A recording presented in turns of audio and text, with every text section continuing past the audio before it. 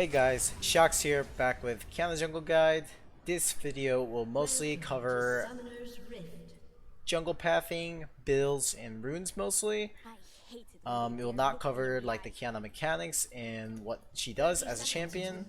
So if you want to check more of that, you can feel free to check out the Season 11 Ultimate Guide that I did, which explains the champion and what she does, or feel free to check out Coach Curtis's Qiyana video because he has like a 3 hour long one and it's really in depth, so you can also check that out.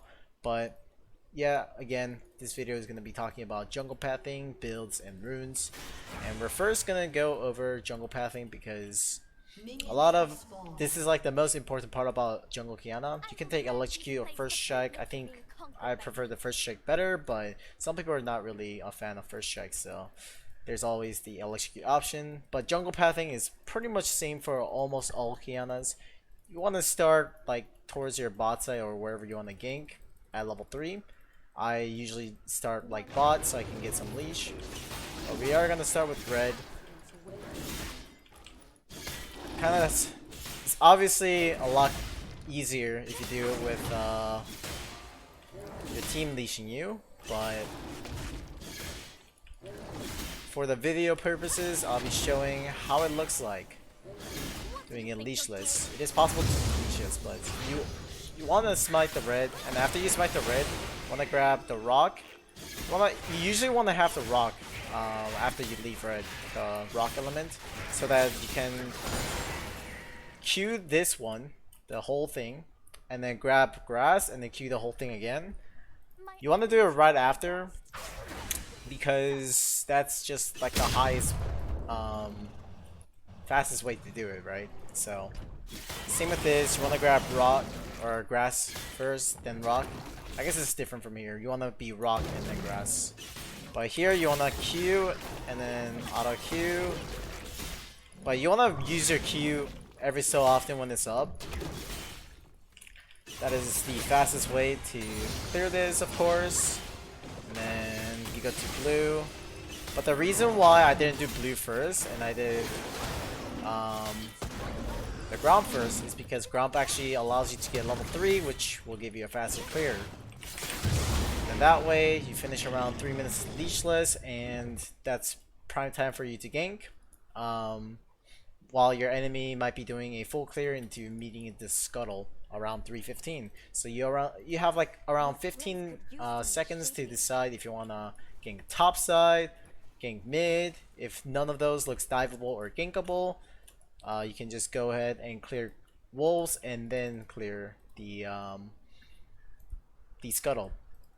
So that is the main important part about Qiyana jungle pathing. This is how you want to open up almost all your games into red, raptors, gromp, or I guess in this case if you start from red side, you almost always want to do blue, gromp, raptors, and red. There are some exceptions where you might want to do blue, gromp, and then red, and then raptors. This is because you might be against like a invader like Jin Zhao, Lee Sin, Olaf. I mean, there's not really much Olaf, but any kind of jungle invader matchups, you do want to take this away because you don't want to be taking too long so that you meet them like over here. But alrighty guys, moving on to builds. Do you want to grab Eclipse as a first item because Eclipse will provide you a lot better stats in the early game, like the shield. You can use that shield a lot more effectively than Yumi's in my opinion. As long as you're planning to fight well and position yourself well from basing into like fighting for objective and stuff, Eclipse will always be a better item than Yumi's first item. But if you think you can actually snowball and then there's really like only gonna be small skirmishes around the whole map, then feel free to go Yumi's because this is also a great pickup, right?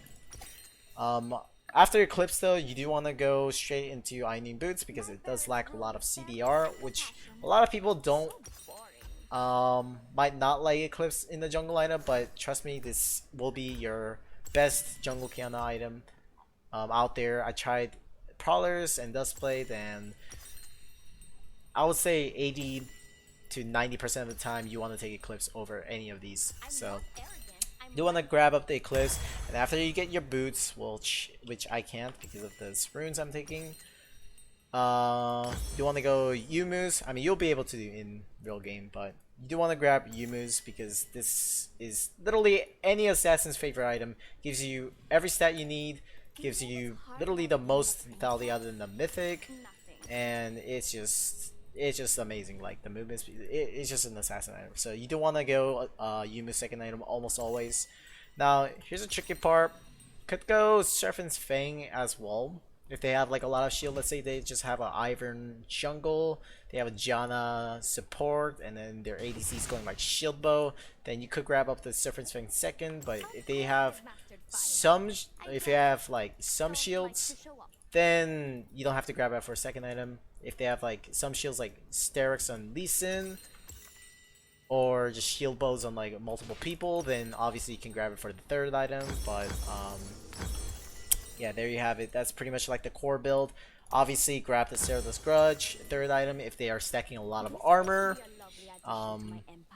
I think Axiom, I know, like, in the beginning, I've also said this in, like, streams and videos where I talked about Axiom Arc being kind of troll. And a lot of people and streamers and high elo players would definitely agree that Axiom Arc is definitely a troll item, but it is somewhat viable if you're going this build because this build lacks a lot of CDR. And if you think your games are really Fiesta-like, then feel free to obviously take this because it gives you a lot of CDR and, you know, a lot of potential for ults and stuff. You'll find it useful in some games, but it's definitely not like a core build that you need to build for Qiyana jungle. But Edge of Night is a great item for Qiyana jungle because it's like nowadays champion have a lot of burst or CC, and Qiyana's not a champion that you can get away getting CC'd. She cannot be CC'd during her combos because it will mess up a lot of things. So definitely want to grab this if they have like a lot of like CC, such as like Leona. Let's say a Syndra E is great to counter that. Threshy, right? Any of those like knockback abilities where you can't get on top of him. So do want to grab up the Edge of Night as well later. And then for the last item, could decide between Maw. I really do like the Maw because against AP champions, it actually makes it so that like you already do a lot of damage. Like these three items, you don't even need Edge of Night. These three items will pretty much one shot any champions like in that game phase. So yeah, so this is great defensive option. Black Cleaver is something that you need to consider. Like it's only useful to go Black Cleaver if enemy team is like obviously beefy and your team is full of 80 champions, right? Because this is actually a strat for all of your team, not just to yourself. So it only makes sense it's uses to only basically buff up your team while you get that juicy CDR in the stats. A lot of people ask me like why don't you go Black Cleaver and Zelda's Grudge together. It's because it doesn't, the armor pen doesn't like stack or it doesn't add up. So obviously if you read the Eclipse, it says 12, it should be giving me 12% mythic bonus from the armor pen, but I'm actually only getting 38 on top of the 30%, so technically I should be having 42%, but it's only 38% because Riot doesn't add up the armor pen. So it's like the same mechanic with Black Cleaver. Yeah, you can shred them armor, but it's not gonna give you that 78% crazy armor pen, so don't be fooled by that. Too much armor pen sucks, so just you rather build lethality and move on. Alright, let's talk about runes now. Runes, as you saw in the video, I took First Strike because I think this is simply the best rune for Qiyana jungle. It will just provide you a lot of gold and it just will snowball you. It's pretty easy to use, but you might have to get used to it if you're already a Qiyana player and play with Electrocute. But Electrocute will also work. This is what I would recommend for Electrocute, is that you would take magical footwear and cosmic insight, there's another option for you to go alacrity if they don't have a lot of CC, but if they do have a lot of CC, then you do want to take tenacity, and between triumph or coup or last stand is what you can decide. But usually if you want to take this tree, then you want to go one of these two. That's the reason why you'll be taking this for the fast clear, jungle clear, and then this for like the you countering the CCs and stuff. So there's that, and let's go with first chat room page. Let's explain. Futures market is always just gonna be better than any of these two. Biscuits, yeah, no. You literally heal or regen mana in jungle, so this is like almost useless. But yeah, futures will often come in clutch because for first item, like if you get mythic early on, like the eclipse, you can the amount of skirmishes you can win off that item is just crazy, and it will always provide you that opportunity to go Serrated Dirk if you need to buy, because Serrated Dirk is such an OP item in my opinion. Not my opinion, it is just an OP item. So you would usually just use it to buy Serrated Dirk or complete item. Otherwise, don't use too much of Futures Market because it will hurt you, right? Cosmic Insight for obvious reasons. Faster Smite and Summon Spell, which Qiyana loves using. Sudden Impact is almost always going to be better than one of these. The lethality, the pure lethality, gives you the early power spike and the late game power spike. Just good all around. And you want Relentless Hunter because you already have Omnivamp against jungle monsters, and you already get Omnivamp from the Eclipse build, which is the bonus. And this allows you to not go Yuma's first item, but if you still choose to go Yuma's first item, you know, you could still rock this. It's just a great rune. For the stats, you want to take attack speed, AD, and armor, or magic resist depending on your jungle matchup, or you could go health. Haven't really noticed like too much difference in taking like any of these, but yeah, just feel free to take whatever.